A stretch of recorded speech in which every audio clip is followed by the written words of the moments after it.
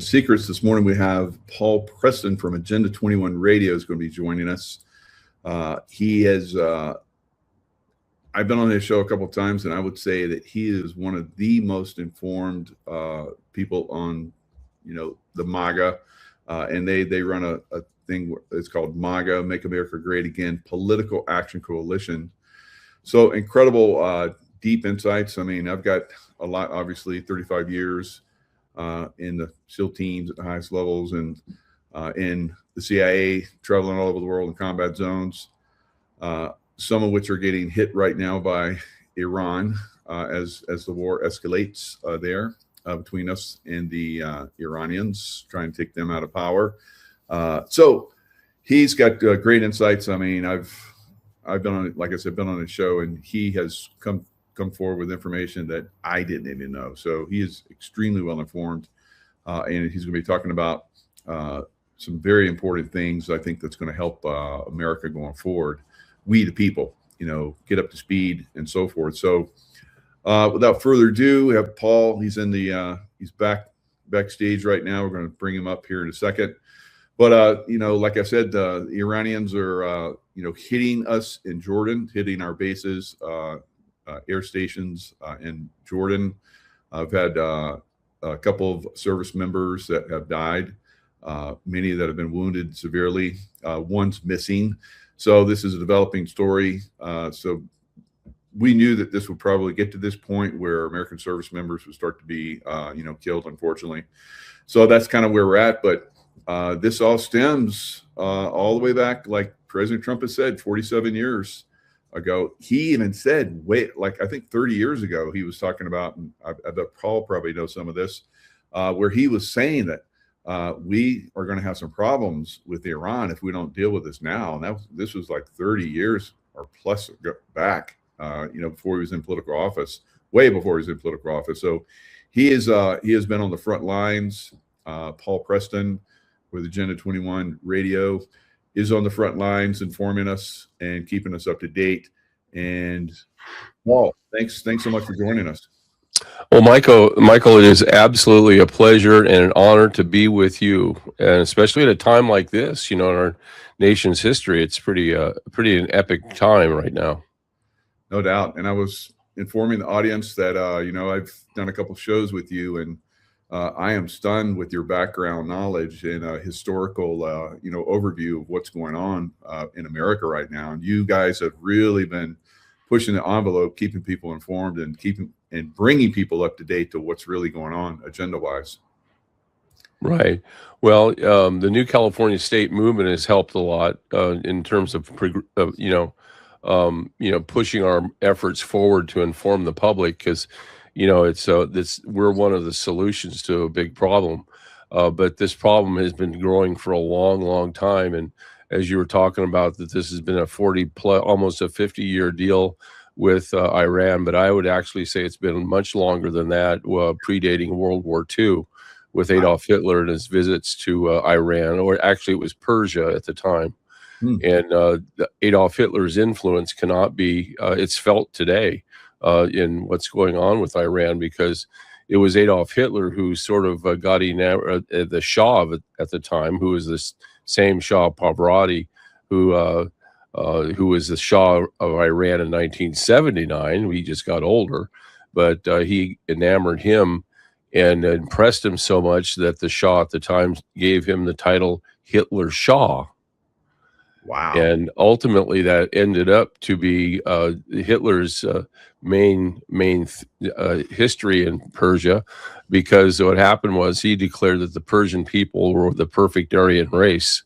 And so the Shah of Iran actually changed the name from Persia to Iran in 1936 in honor of Adolf Hitler. Oh my God. Wow. Like I was telling you on this, your historical background and knowledge is like second to none. I've never heard anybody, talk about some of the things that you talk about. So another great reveal on this. So, wow. So do you think the son of the Shah, Pahlavi, he's still within that category of maybe influenced by Nazi type of?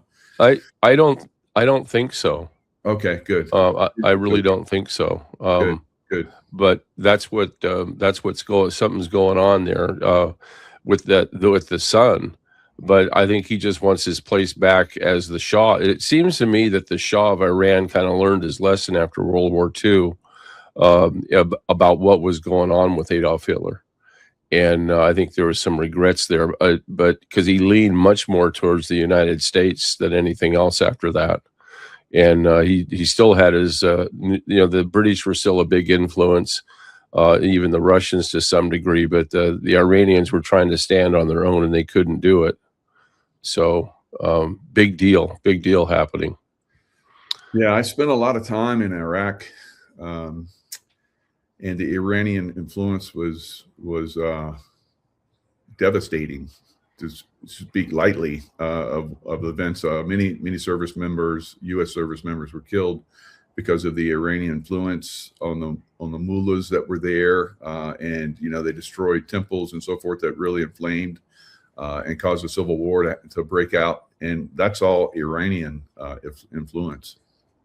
Well, yeah, and again, keep in mind this is the Persian Empire you're dealing with, really, and of course, what you have right now, the holdovers at the Iraqi Guard and Republican Guard, I guess they're called. Is there the Iranian Republican Guard? Is that what they're called? The IRG. Right. They are Nazis. They are real Nazis, and that's what they have to be looked at as real Nazis. And they were the ones that, as communist Islamists, overran the embassy in 1979 with Jimmy Carter being president. And again, you can't look at the Jimmy Carter era as an era of strong military force by the United States or a strong United States. It was very much weak. Jimmy Carter really was a early Barack Obama to this country, is who he was. He was selling out like crazy. He sold out the Panama Canal for $1. Yeah. I mean, you have to go back and connect the dots, and see which presidents had what kind of connections where. And obviously, Jimmy Carter had some very, very odd connections, and one of them was obviously to give away the Panama Canal. And then also he gave away everything to Iran. And I think he knew what he was doing. I thought it then. I remember back then, because I was way into all this stuff, historically speaking, I always have been. But I can remember that back then that I was telling people, this is a Nazi thing going on. Real simple, and the Nazis never, went away after World War II. In fact, we're now living in what's known as the Fourth Reich. Adolf Hitler survived the bunker. I was at the bunker in Berlin in 1992, and Christoph Neubauer, the guy who was very heavily involved in the Hunting Hitler series, and Peter Levenda, he wrote the book called The Rat Line. I think if people want a perspective, they need to get a perspective by reading his books, The Rat Line, and also The Hitler Legacy, which is what we're living in right now. He dials it in, you read it, and it's all right there. And it tells you all the connected dots to the CIA, to everybody around the world, and especially in Indonesia. Indonesia's got all the wealth of the Germans and also of the Chinese when they took over, or when they lost the Silk Road to Japan. All that money was transferred over. All the gold and wealth was transferred to Indonesia. And so that Indonesia kind of runs the Nazis around the world. But it was a real clear case of after World War II that the Catholic Church was much involved. And again, I'm not rapping on all Catholics, and I come from a Catholic family, so don't, these are real time history things. The Catholic Church and formed rat lines, and all the German soldiers, high-end German elites were all ushered out and put into various rat lines around the world, and became the world's diaspora for Nazism. Yeah. And of course, a lot of them really settled in the United States. It wasn't just Operation Paperclip, right. But we've had, even up there where you're at, I used to live in Plumas County, right next to you. I recognize the trees, by the way, and I miss them like crazy. uh, I always used to tell people anytime I wanted to really relax, I'd go out my backyard and pull up a chair and just stare at the bark on the tree. And I Wow. was good. I was good, you know. That's good. But even reports of sightings of Nazis in Plumas County, Sierra County, all any place that looked in Tahoe, there was very much evidence in the 50s, 60s, and 70s, and even the 80s. And even down here, up around here, we've gotten a number of reports in Marysville, up to Colusa, up to Reading, of various Nazi officials that escaped the war. Well, Jerry Brown, he lives in Colusa County, and the Browns were known to be as Nazi affiliates. And Edmund G. Brown was actually the guy who helped put together the package for Indonesia in the overthrow of Sukarno. And if you read the book by Peter Levenda, you find out that Adolf Hitler was actually actively involved in that overthrow. And so you have Edmund G. Brown comes in as a sharp attorney in the 50s and 60s and arranges the financials for Indonesia. And his deal was that he was getting $1 per barrel of per every barrel pumped of light sweet crude out of Indonesia. And Jerry Brown was his dad. Wow. So yeah, of course, Obama comes out of that area too. So that's who does? Obama. Oh yeah. Yeah, well, Obama comes out of Indonesia, absolutely, and Jerome Corsi's the one. I worked with Jerome Corsi with a bunch of people back 12. That's now, it's 20 years ago. Actually, Jerome caught me on this. I said, "Hey, didn't we get together 50?" No, Paul, it was 20 years. So we go back a long ways from Social Security number to the what's her name who drowned in the channel there. Loretta Fuddy, and the whole idea that Obama was not an American. He wasn't born here. He was born in Indonesia, and he was a Subud. And the Subuds are a special Muslim cult, and he's very much a Subud as his father. If you take a look at Mohammed Subud, anybody look it up. You tell me that's not the template for Barack Obama. Guy looks identical. Phenotypes are in play there, but this whole thing is Nazi aided. I mean, we were one of the first programs with Chris Street who started calling out, asking the questions. Well, why in 2006 did they start flying 200 military-age men every day from Tehran to Caracas, Venezuela? They did this continually until recently when Trump raided Venezuela. So why were they doing that? I mean, think about it. Now, you've got the Hitler influence in Iran, and you also have the Hitler influence in Egypt. Hitler was the co-companion to Mohammed what's his name? I can't remember his last name right now, but he helped to form the Muslim Brotherhood. And this is in 1928 in Muhammad al-Banna. And the two of them, and now it's kind of interesting because I go back and check history every once in a while on the internet just to see what's going on. When you get to the Nazi thing, boy, they start hiding stuff. So you won't find a lot of articles now that talk about Obama forming the Muslim Brotherhood, but the telltale history of Obama is that the telltale history is the very first place that he spoke internationally was in Cairo. And what he demanded was that Mubarak free all the Muslim Brotherhood in order for him to speak, that he in Cairo, which was in January of 2009, that he would free all the Muslim Brotherhoods of Egypt, because Mubarak wasn't stupid. He had these guys locked up. They were killers. They were, they're Nazis is what they are. Wow. And so he had them locked up. And so Mubarak said, I'm not going to do that. And he says, well, you get no more military aid from the United States. So you have them there in my speech. And so Mubarak did. He freed them. And all the leaders of the Muslim Brotherhood sat right in the front row of the theater at Cairo University to hear Obama speak. Wow. And that was in 2009. And before that, you had the the Muslim Brotherhood had already made itself present in the United States and declaring it was going to overthrow the United States. Jeez. But so the Nazis are the Nazis. We get it from the Shia Nazis or the Sunni Nazis, and that's the divisions of course, the Islam, as you know, the Muslims. You have Sunni Muslims in Saudi Arabia and Iraq, and then you have Shia Muslims in Iran. Right. Two different breeds of cat, but they're cats nonetheless. And they fight all the time. So you can see what they're doing with, and you maybe now people can understand Trump's strategy in Venezuela, why he went there first the way he did, and it wasn't just because you had the drugs and you had the oil and you had the dictatorship, and oh, by the way, you have the crooked elections, Right. but it's a Nazi breeding camp.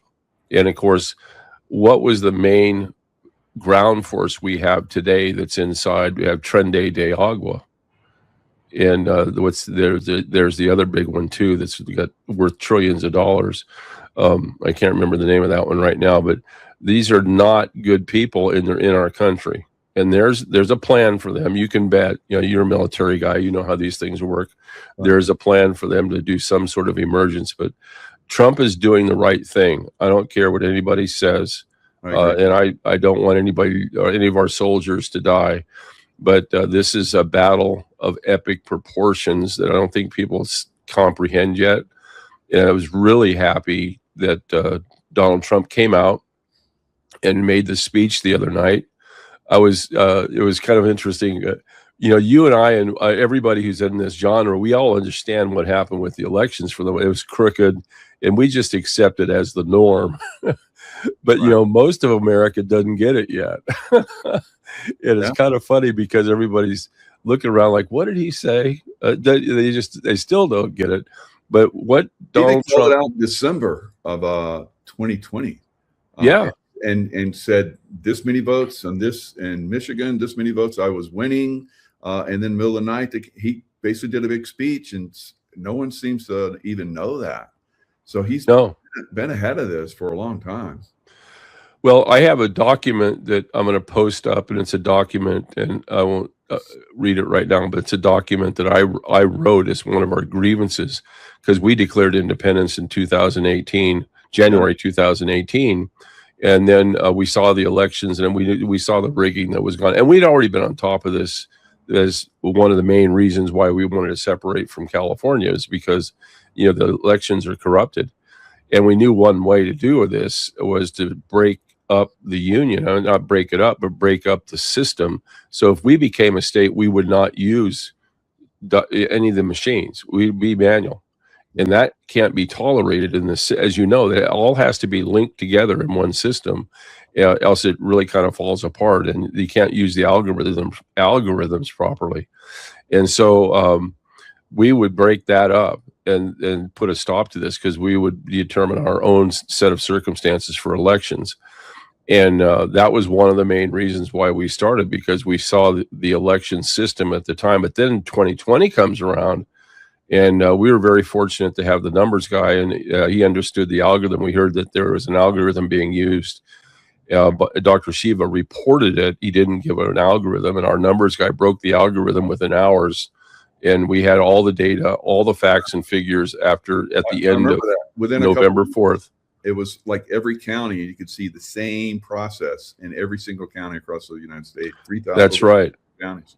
And our numbers guy had it completely taken down. He had everything in. We sent within a day, we sent everything to Donald Trump. So he knew what the numbers were, at least from us. I'm sure, you know, he's a gambling man. I mean, he sets up casinos.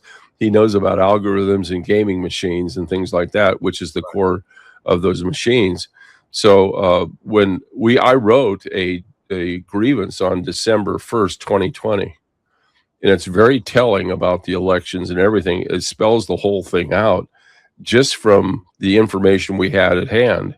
But, you know, since then, we've got mountains of information that's more conclusive. But one of the things we pointed out in that writing, before anybody even thought about it, was that there were about 3.1 million missing ballots from California's election system that we tabulated, that the numbers guy figured out. He was the first guy to do it.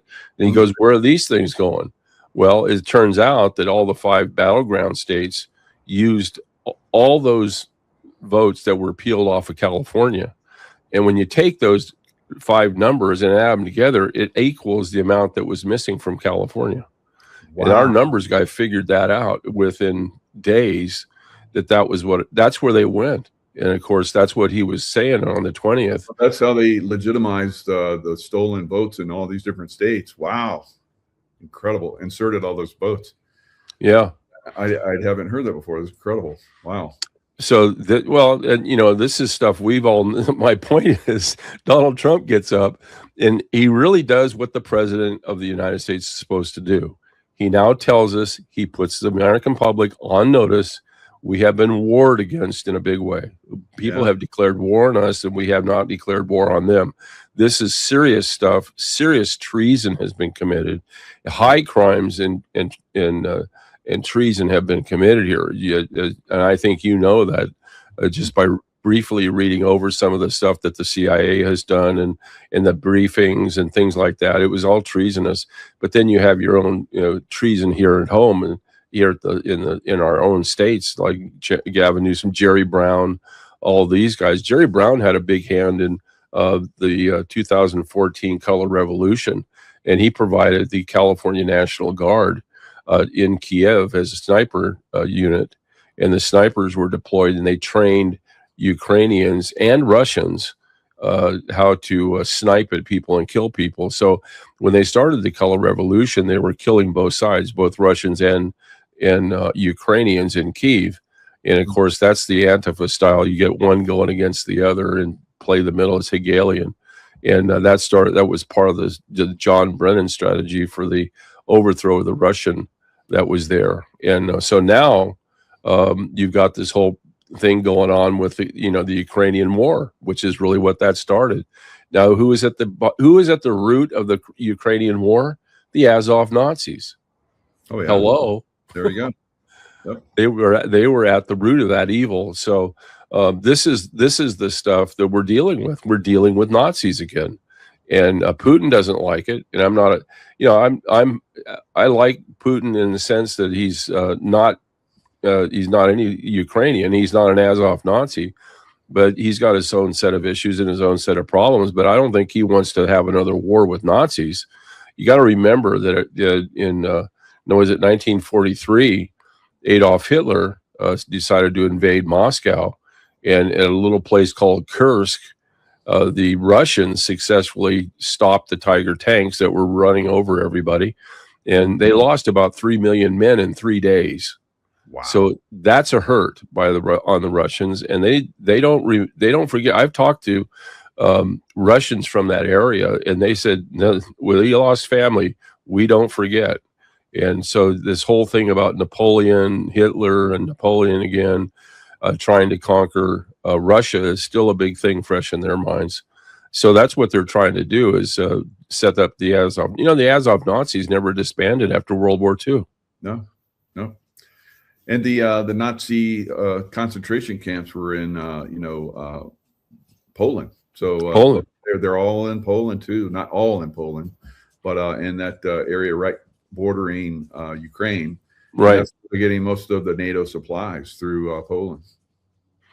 Yeah, there's too many connected dots to Nazis again.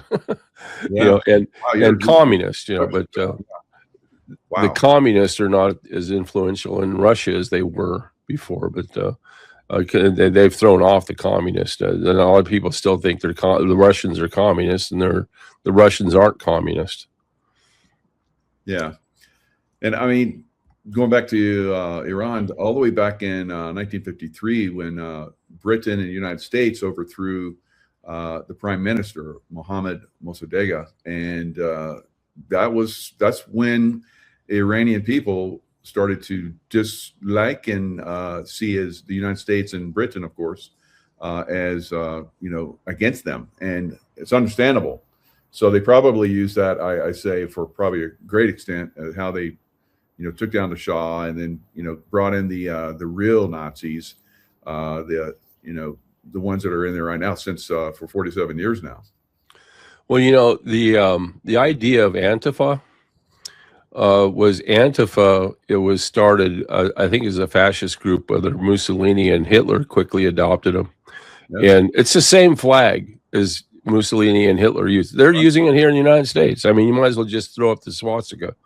And but their job under Hitler was one day they're going to be loyalists to Germany. And then the next, and then they, as loyalists to Germany, they're going to go off into a Nazi area that's very much supported by and create trouble in that town. The next day, they'll go off and say, well, we're Nazis. We're going to go off to a communist area. So they go communist, Nazi, stirring up the trouble between the two populations. And that's what Antifa does today. It's the same thing. But, you know, people don't understand that history. And of course, there's a lot of people trying to make you forget it. Oh, yeah. But you know, we can't let that happen. And that it's programs like ours that tell that truth now. You know, you don't get this kind of stuff, this kind of truth on mainstream media at all, not even remotely.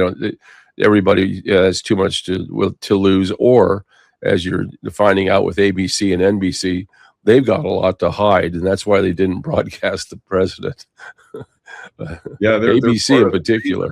They're executives, and probably down the line, really, some of those reporters are totally, you know, embedded and ingrained, and know what's going on. You know, there's probably a lot of them that are just doing their job, but eventually you figure it out, and you either walk away or you're part of the problem then. Right. And I think that they're just walking away in a lot of places. CNN, as an example, you know, CNN was really very, very strong originally under Turner.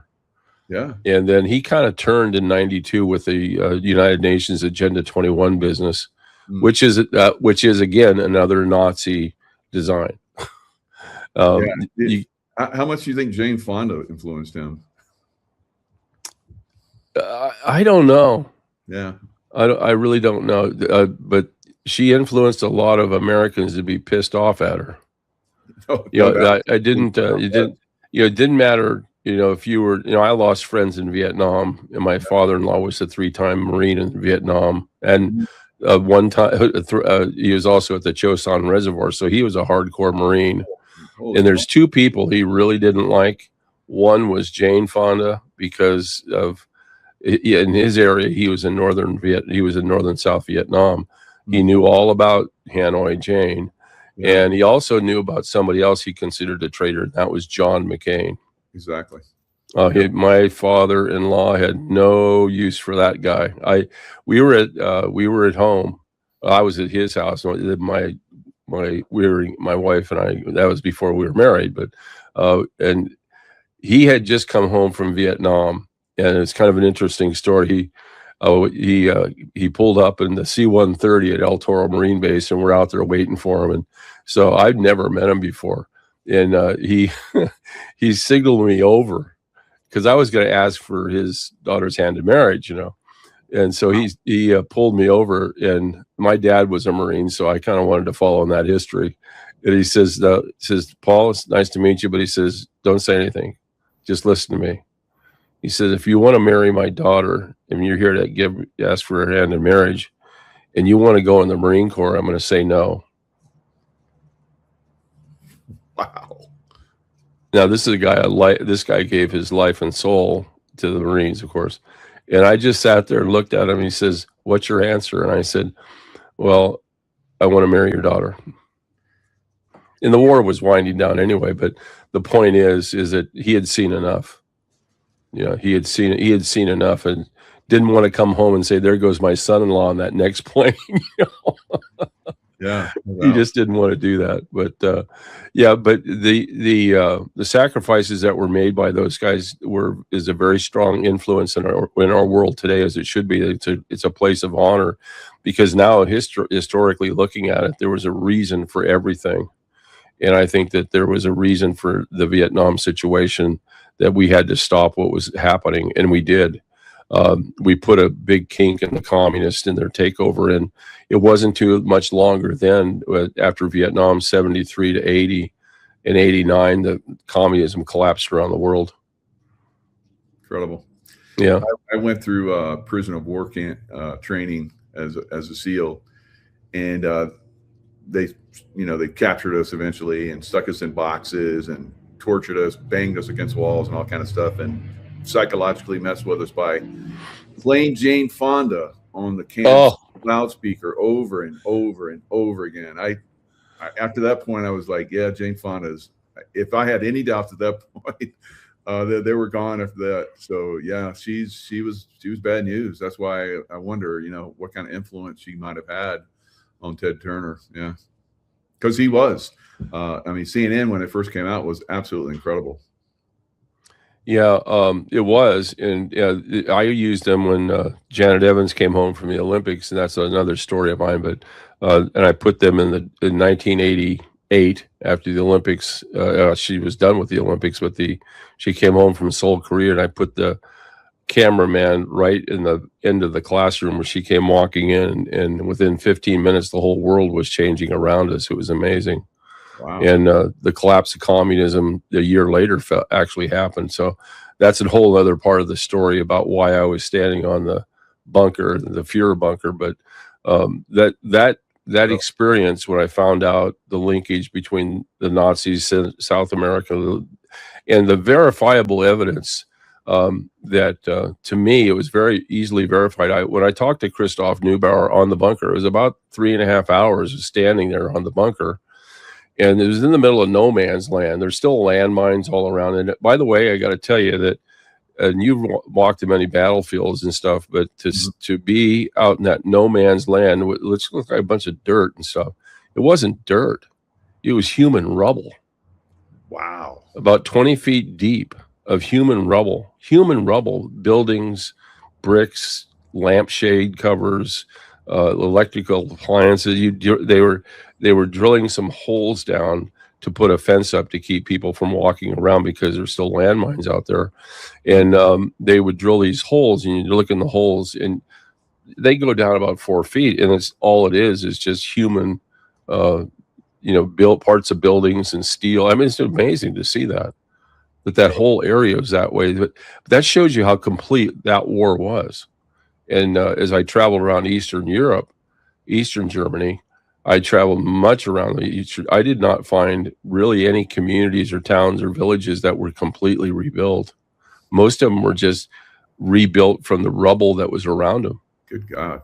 That's the way the people lived. Yeah. Yeah. Communism didn't work. And tell that to the Democrat Party. It's like they don't seem to get it. But it's part of the agenda that we know, that we're speaking of and trying to inform everybody of. But yes, never in history has it worked. And it's always, been brutal against people eventually. Yeah. Yeah. And we don't want it to be brutal here, but it's going to get brutal if we don't get our hands on it. And I think that Donald Trump has done the right thing. He's officially done his administrative job, which is to inform the American people officially, as president, as the executive, that we have been attacked. Yeah. There is a war going on. And if we don't, he's done it officially. Now he's going to do whatever he needs to do after that. So if he wants to fulfill his responsibilities with the Insurrection Act and so on, being a former superintendent administrator, I get what he did.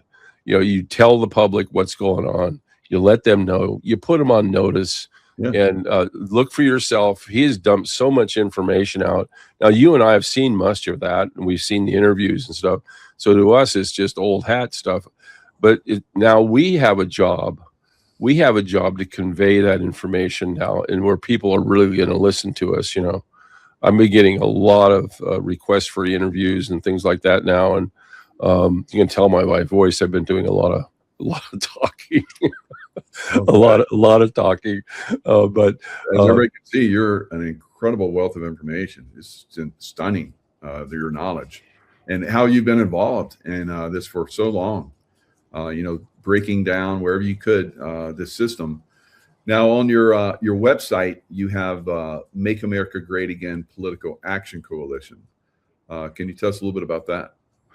Well, yeah, we've got a couple of things going on with a couple of groups, and what we're trying to do is we're going to actually move the. What we're going to do is we're actually going to move the New California state idea across the United States. Oh, wow. And this is something that a lot of people don't necessarily understand, but the California model, the new California model that we have right now, is a model to actually get rid of the corporation constitution that all states pretty much have gotten. And so, in other words, in 1871, the British came in and gave us a corporate constitution for Washington, D.C. And they've always headed up the finances and so on for the United States. And that I'm kind of abbreviating a lot of things, and everybody needs to understand about the corporations.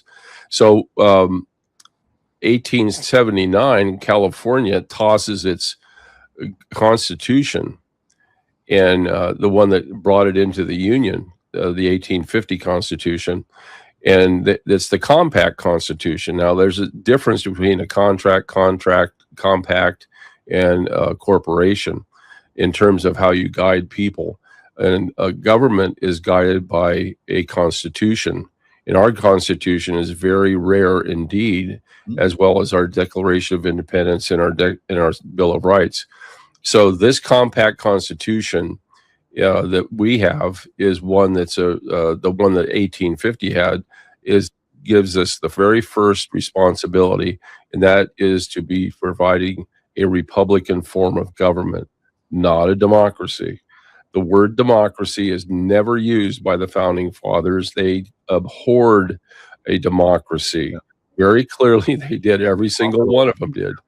And they did not want to hear anybody talking about a democracy like we talk about it today.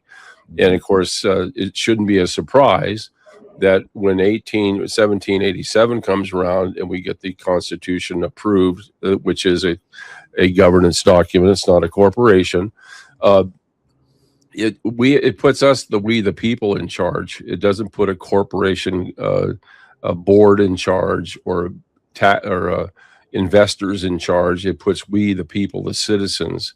We have God-given rights, and through these God-given rights, we create a godly government, one that lives in the light of the Lord. That's basically the way they looked at it.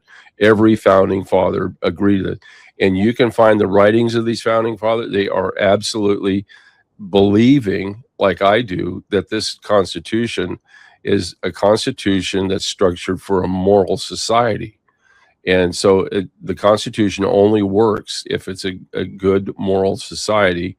And of course, we've turned away from that, because in 1871, the idea of corporations, which is the British way of doing business, by the way, always has been. It's also many of your churches, the Catholic Church is pretty much adherent to this. They come up with the corporate constitution for the District of Columbia. Now, some people say that was the agreement by which it binds the entire United States to a corporation. I disagree with that. It was the modeling of that corporation of 1871, like by California. California comes into the Union in 1850. They are using their compact constitution, the one that the Congress agreed to, which says you're going to do the guarantee to all citizens, number one, a republican form of government, number two, freedom from invasion, number three, freedom from domestic violence. And so our founding fathers in California, as did all founding fathers in all states, because all 50 states have a compact agreement. That's the people's agreement with the federal government to be a part of the Union. And that has to be approved by Congress. And once it's approved, the first thing it's going to say that the government, the Constitution of that state, is Republican in form. That's the most important thing of all. Yet everybody doesn't even think about a Republican form of government anymore. And that shows you how far we've gone. So a corporation is not a Republican form. It's a dictatorship. It's a democracy. It always has been. It's got a boss. It's got a line of authority. And then you have the customers. That's it. Every time I go down to my county office down here in Sutter County, there's a sign that's reserved. It's got 3 parking places reserved, and each the signs say, "This is the county of Sutter County, and this parking space is reserved for our customers." Wow. It doesn't say our taxpayers, because Sutter County is a corporation. It's customers. And so, I mean, just the little distinctions like that, but that's a big problem, because a corporation is a democracy. It's not a Republican form of government. It's not representative. You don't have people making decisions based upon people all around the nation or the counties or the state coming together and designing legislation, and then it becomes law. You don't have that. You have basically people like right now. I'm the president of the New California State Inc. Now, New California State Inc. is a necessary model in order to build a government, in order to build a constitution that's a we the people constitution. And it's worked well, and I haven't abused it, but it's worked very, very well for our model. And when we get approved, this all goes away as a corporation. It goes away, and we become, the government of California, which is a constitutional government. Awesome. But what happened in 1879 was California was converted into a corporation. And since then, California's conversion has included the following: over 900 changes by way of propositions to the Constitution. Now, Michael, let's see. Our Constitution was amended initially with 10 amendments when it first came out. We've only had 17 additional changes to the Constitution as amendments, either to approve or to withdraw, since 1787. But California's had over about 990 is what it is. Wow. And all of it's been money, commitment for money. And guess what? California is now $4 trillion in debt. How's that democracy working out for California? Not at all. And we haven't even talked about the voter fraud, and we haven't even talked about the fraud for Medi-Cal, for everything else, which is another trillion plus. It just keeps on going. They're a disaster, and that's why it was easy for us to. It's a communist state, actually, but that's why it was easy for us to follow the West Virginia model and create the states that we have now. And so this model that we've created, we're going to take now. There's about 37 states that have in some way, shape, or form modified their constitution into a corporation, and we're going to put that out there on the line, and we're going to definitely be parading this around, putting this together, and that's in the works. I really can't talk too much about it. I'm kind of avoiding it, but it's exciting. You don't want to give away the plan, because they'll stop you out if they know. Well, I think that with this announcement by Trump and putting everybody on notice, we're now at a different level of operation. Totally. So open the door for all of like what you're doing, what I've been trying to push, and other people have been trying to push. You can see everyone's pushing harder now. That's right. That's right. It's kind of exciting. We're kind of like on the other side of this, like, hey, wait a minute. And, we've been putting out letters to the county clerk recorders and to the county board of supervisors and stuff like that about you don't want to find yourself taking and certifying elections that have been using illegal foreign nationals, because that's called felonies. That's exactly what Mullen said yesterday. We wrote letters warning everybody in California, all 58 counties. We delivered them all in one day. Wow. 52 counties were hand delivered in one day, and the rest of them were electronically delivered. But Mullen said that yesterday. He said that these are felonies, and we're going to hold you election officials responsible. And we warned them about this weeks ago. Yeah. Now I post a lot on social media, X being the main one, but I have this little conversation going back and forth about all these people that are probably going to be held accountable and so forth, and they should come out and talk and one way to, jokingly, of course, I would never expect this to happen. I don't think we're going to go to medieval at this point, but who knows? And then, back in medieval times, they would draw and quarter, disembowel and cut off the head, put it on the Stake. Stakes in front of the White House, and or you can get firing squad and thrown in an unmarked grave. Which would you like to choose or to talk? So, and that's kind of where we're at. Really, we have so many people that are treasonous on an unbelievable level that cause great devastation.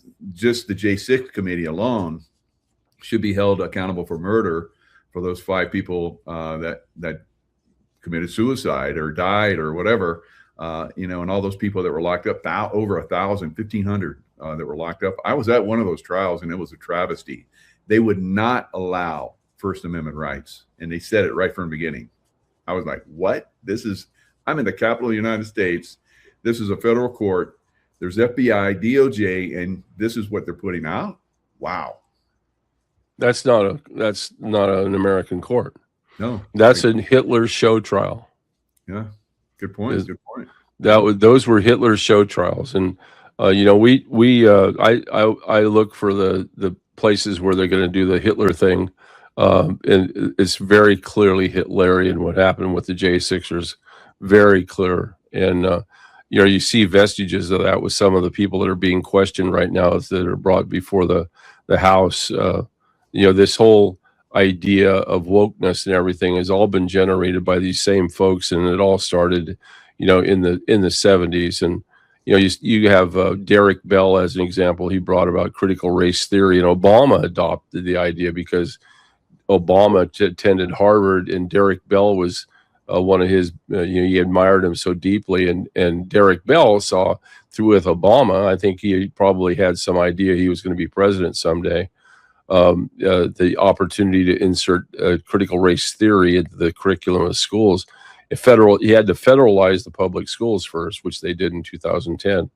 But this is the opening for Nazism and all the other evils that go along with it. When you talk about Nazism, it's just not about them putting people in gas chambers.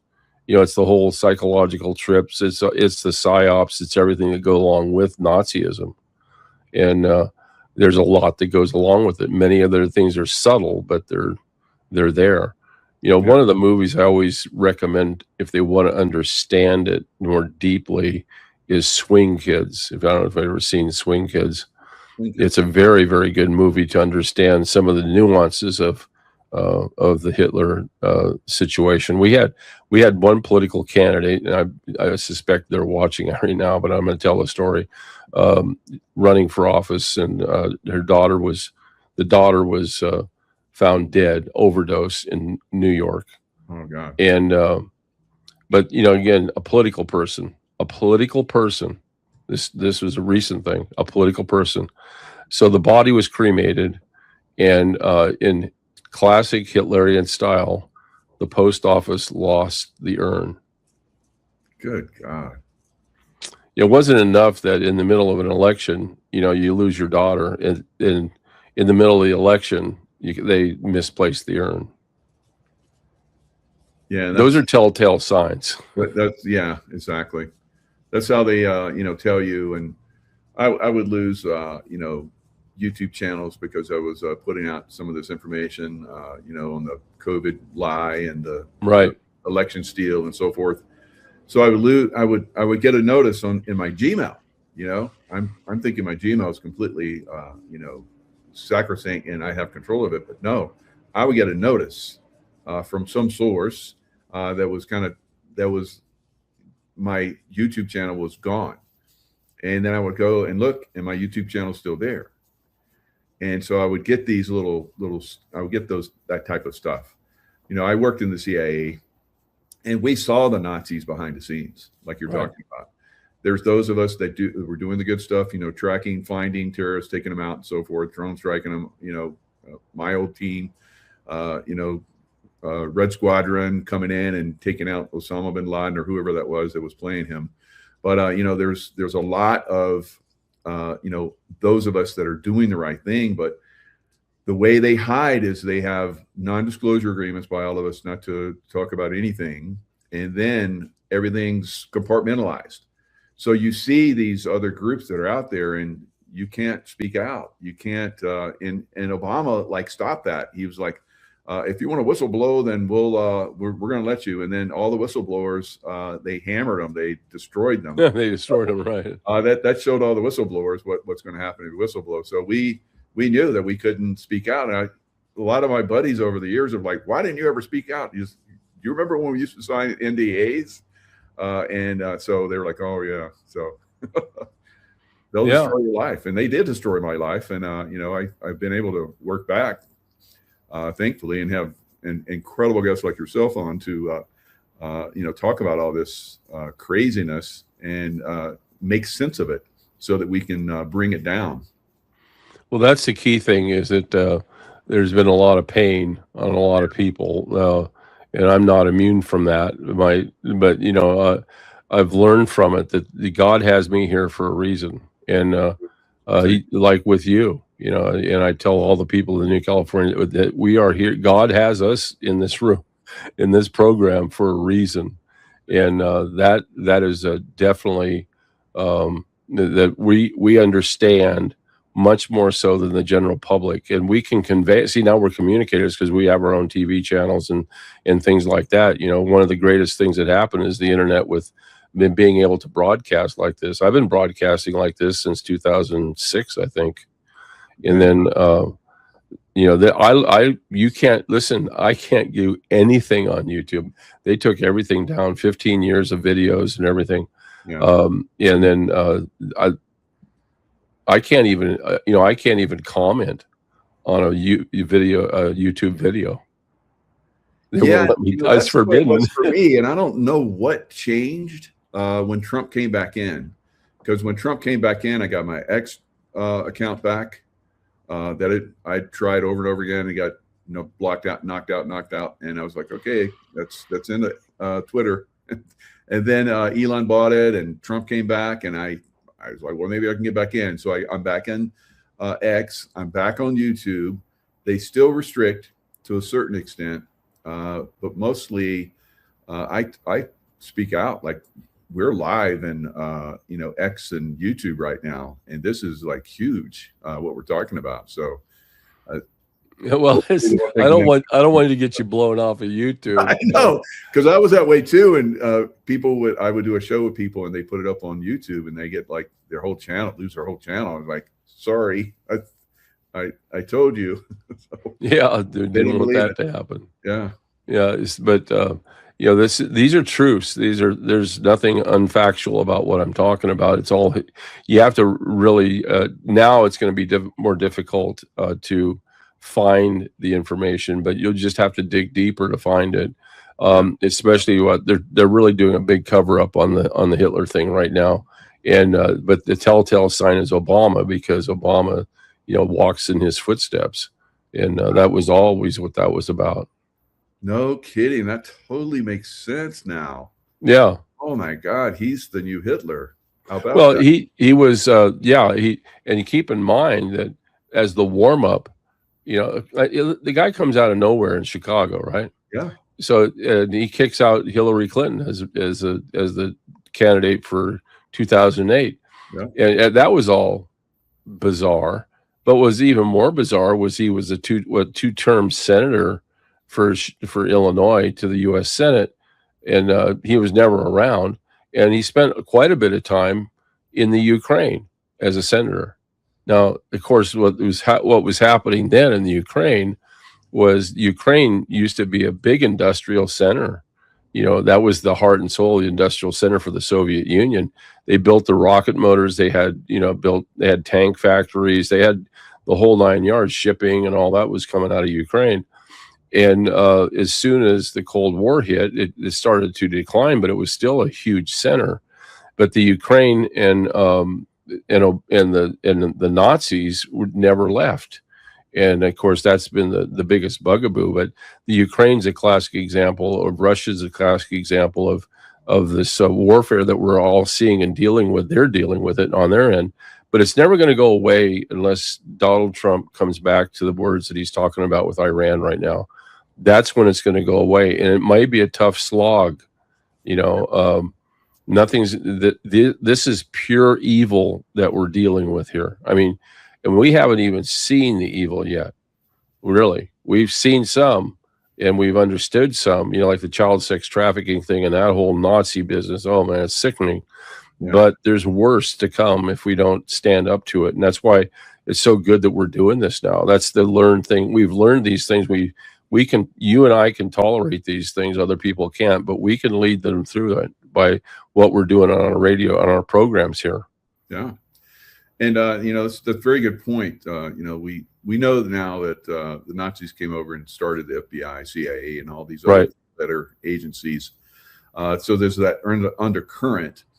There were those of us that knew it and decided we were going to work around it. So there is the possibility that, these organizations can be won back because there are really, and if you're a good person, and like I was talking about, you wanted to speak out, you would be destroyed. I saw people speaking out, they were boom, gone and destroyed, And so I was like, okay, that's the way this is.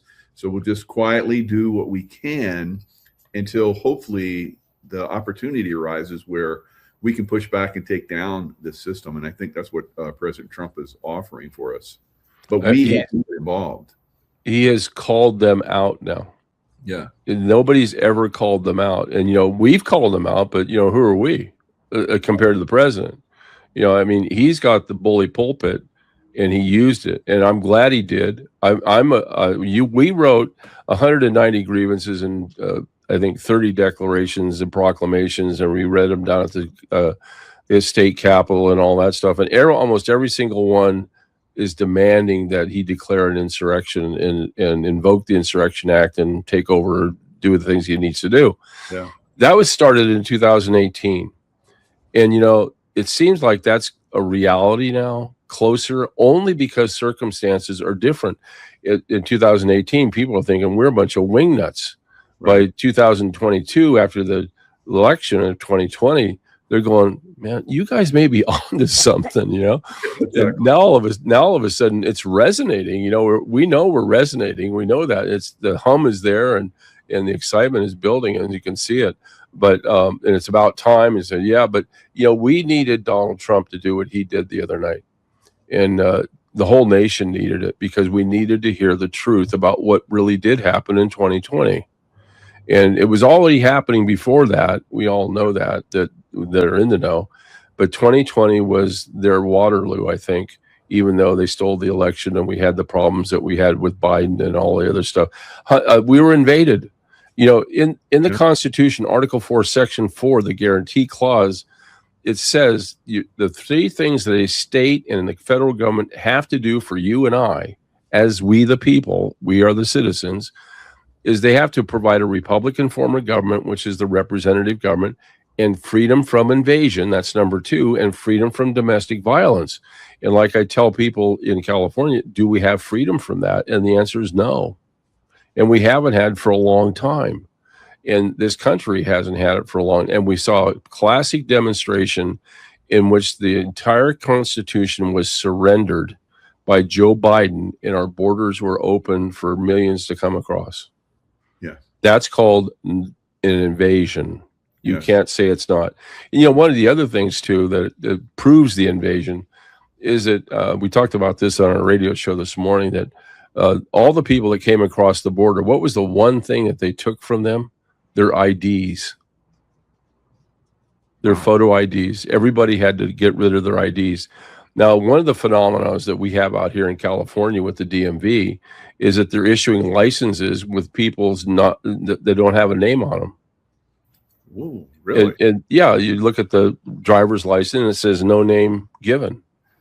Now, what that means is if they get pulled over by the highway patrol and they get no name given, that's a state entity that issued that.